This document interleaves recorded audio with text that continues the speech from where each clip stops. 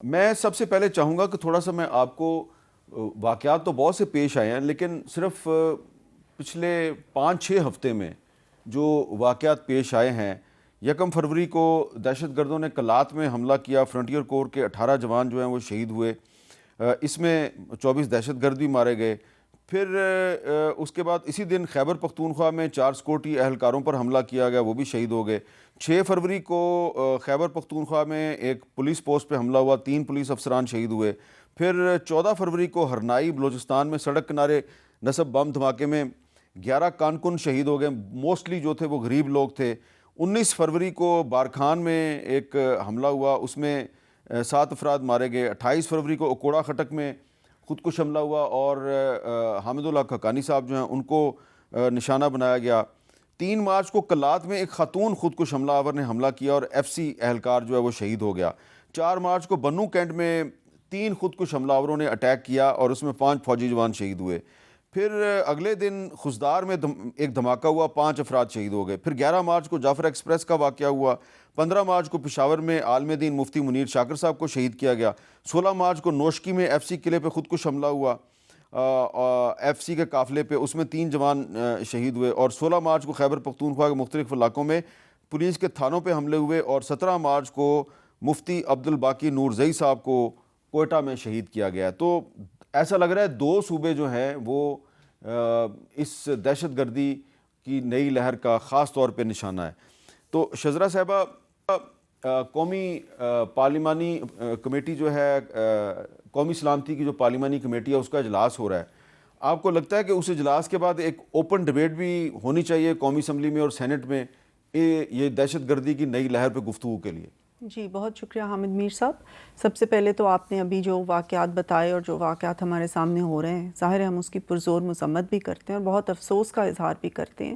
یہ ایک بہت ہی تشویشناک بات ہے کہ پاکستان کی سرزمین پہ دہشت گردی نے دوبارہ سے سر اٹھایا ہے، اور ہم سب کے لیے اس وقت یہ مقام ہے کہ ہمیں باقی سب کچھ بھول کے پاکستان کی سلامتی کے لیے، پاکستان کی بہتری کے لیے، اپنے آنے والی نسلوں کے لیے ہمیں یہ سوچنا ہے کہ اس دہشت گردی کے اوپر ہم نے کس طرح سے قابو پانا ہے. پہلے آپ کو پتہ ہے کہ 2014 کے بعد میاں نواز شریف صاحب کی اس وقت حکومت تھی، تو ہماری پاک افواج کے ساتھ مل کے رد الفساد، ضرب العضب، اور اس کے بعد ہماری سرزمین سے یہ چیز ختم ہو گئی تھی. لیکن کچھ ایسی پالیسیز ہوئیں، کچھ ایسے واقعات ہوئے جس کی وجہ سے آج یہ ہمیں دوبارہ اس چیز کا سامنا ہے. تو اس کے لیے بہت ہی ضروری ہے کہ تمام جتنی بھی سیاسی قوتیں ہیں اور عسکری قیادتیں وہ مل کے بیٹھے، سر جوڑے اور سوچے کہ اس چیز کے اوپر کس طرح سے قابو پانا ہے. بہت ٹائملی پرائم منسٹر صاحب بھی گئے ہیں، بلوچستان گئے ہیں. انہوں نے اس کے بعد یہ جو اب ہماری سیکیورٹی کاؤنسل ہے، انشاءاللہ اس کے اندر جس وقت ہم ساروں کی یہ خواہش تھی، سب کا یہ سوچ تھی کہ پارلیمنٹ سپریم باڈی ہے، اس کو پتہ ہونا چاہیے کہ کیا ہو رہا ہے، کیونکہ ہم ہی لوگوں کو ریپرزینٹ کر رہے ہیں. پارلیمنٹ اپنی طاقت عوام سے لیتی ہے، اور یہ ہم جو آپ نے جس طرح سے لوگ بتائے ہیں، جو شہید ہو رہے ہیں ہمارے جوان، جس طریقے سے دہشت گردی پھیل رہی ہے، یہ عوام کے لیے بہت اس وقت سوچ سمجھ کا مقام ہے، تشویش کا مقام ہے. تو جس وقت پارلیمنٹ میں یہ بریفنگ ہوگی، ساری چیزیں سامنے آئیں گی، پھر سیاسی قوتیں ڈیفینیٹلی ان کو آپس میں بیٹھنا چاہیے، بیٹھ کے یہ سوچنا چاہیے کہ اس کے اوپر ہم نے کس طریقے سے رد عمل کرنا ہے، کیا ہمارا اپروچ ہونی چاہیے. ایک ملٹی پرونگڈ اپروچ اس کے لیے چاہیے. یہ صرف ہم ایک چیز نہیں کہہ سکتے کہ ہاں ہم دہشت گردی کو کچل دیں گے، یا ہم بات چیت کریں گے، یا ہم مذاکرات کریں گے. اس کے لیے ایک ملٹی پرونگڈ اپروچ چاہیے، جس کے لیے سب کا اکٹھے بیٹھنا بہت ضروری ہے. ڈاکٹر نثار جٹ صاحب، آپ کی پارلیمانی پارٹی کا جو اجلاس تھا تو اس میں کیا فیصلہ ہوا؟ جو نیشنل سیکورٹی کی جو پارلیمانی کمیٹی ہے اس کے اجلاس میں کل آپ جائیں گے یا نہیں جائیں گے؟ جی بہت بہت شکریہ امیر صاحب. بالکل آج ہماری پارلیمانی میٹنگ ہوئی ہے، اور بیرسٹر گور صاحب، اسد عمر صاحب اور اسد قیصر صاحب، ساری لیڈرشپ وہاں موجود تھی، اور تمام اراکین اسمبلی سے اس بات پر مشاورت ہوئی ہے کہ یہ دہشت گردی والا معاملہ ہے، اب اس کے اوپر کیا کرنا چاہیے. ہم سمجھتے ہیں کہ پاکستان، میں پہلے تو اس بات کو بتانے سے پہلے یہ سمجھتا ہوں کہ پاکستان تحریک انصاف پاکستان کے اندر کسی بھی قسم کی دہشت گردی کی شدید مذمت کرتی ہے، اور ہم سیسا پلائی دیوار کی طرح دہشت گردی کے سامنے کھڑے ہیں. یہ میں آپ کو کلیئر کرتا چلوں. اس کے بعد میٹنگ میں یہ طے ہوا ہے کہ جی ہماری لیڈرشپ سے کہ ہم نے یہ ریکویسٹ کی ہے کہ آپ حکومت سے بات چیت کریں.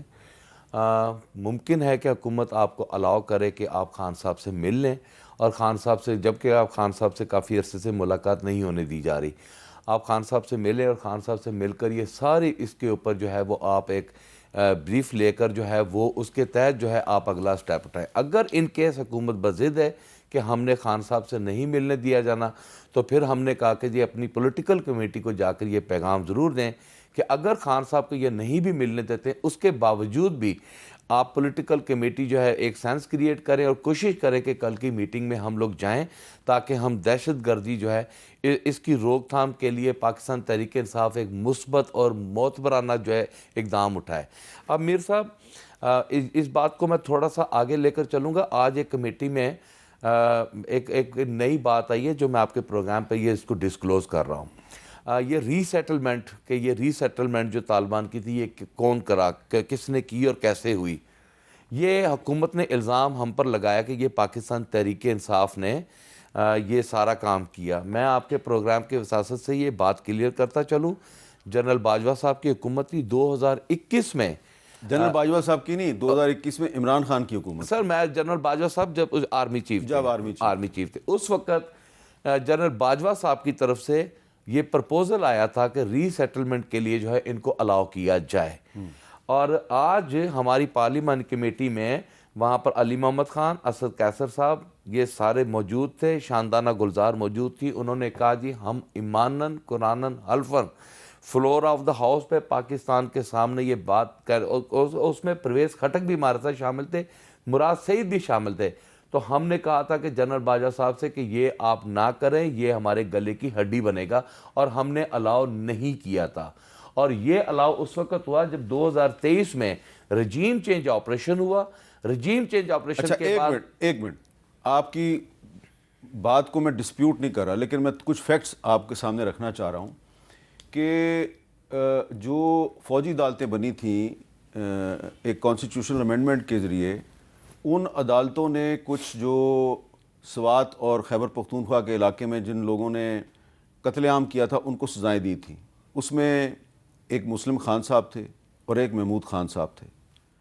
ان دونوں کو وزیر اعظم صاحب کی ریکمنڈیشن پہ صدر پاکستان عارف حلوی نے ان کی سزائے موت کو ختم کیا اور ان کو ریلیز کرنے کا حکم دیا. تو جنرل باجوہ صاحب ٹھیک ہے, مجھے پتہ ہے کہ وہ کافی پریشرائز کرتے تھے, جنرل فیض صاحب بھی آپ کو پریشرائز کرتے تھے, لیکن پرائم منسٹر کی کنسنٹ اور پریزیڈنٹ کے دستخط کے بغیر تو یہ مسلم خان اور محمود خان ریلیز نہیں ہو سکتے تھے. تو یہ آپ تھوڑا سا ان کے بارے میں بھی تو بات کریں نا. چلیں عمران خان صاحب کے بارے میں نہیں کر سکتے, عارف علوی صاحب سے تو پوچھ لینا, وہ تو گرفتار نہیں ہیں. دیکھیں میر صاحب, میں آپ کو نا تھوڑا سا جو میرا جو پوائنٹ آف ویو ہے, میں اس بات کو اس نظر سے اس لیے لے کر آگے چل رہا ہوں کہ کل جب یہاں پر جعفر ایکسپریس کا واقعہ ہوتا ہے, اگلے دن خواجہ آصف صاحب کھڑے ہوتے ہیں. خواجہ آصف صاحب نے اپنی پوری تقریر میں اگر تو را کو کنڈیم کیا ہے تو مجھے بتائیں, وہ وزیر خارجہ ہمارے وزیر دفاع ہیں. اگر انہوں نے افغانستان میں سے حملہ ہوا اس کی بیک گراؤنڈ کے اوپر کو بات چیت کی ہے تو ہمیں بتائیں. یہ سارا مدعا انہوں نے اپنی تقریر میں گالم گلوچ کے ساتھ پی ٹی آئی کی طرف وہ کر دیا. اور ہم اس بات پر اس قدر پریشان کہ خواجہ آصف صاحب نے یہ رویہ کیوں اپنایا, جبکہ حقائق کچھ اور ہیں. حقائق کے اوپر پردہ ڈالا گیا. جعفر ایکسپریس کی آپ کی انٹیلیجنس کی ناکامی کو آپ نے چھپانے کے لیے اپنے سارا مدعا ہم پہ ڈال دیا. تو یہ سوال آج ہم نے اپنی پارلیمانی پارٹی میں جب ہم نے کریٹ کیا تو وہاں پر ہمیں ملا کہ جی یہ 2023 کی جون میں جو ہے یہ ری سیٹلمنٹ کا پلان شہباز شریف صاحب کی حکومت میں ہوا تھا.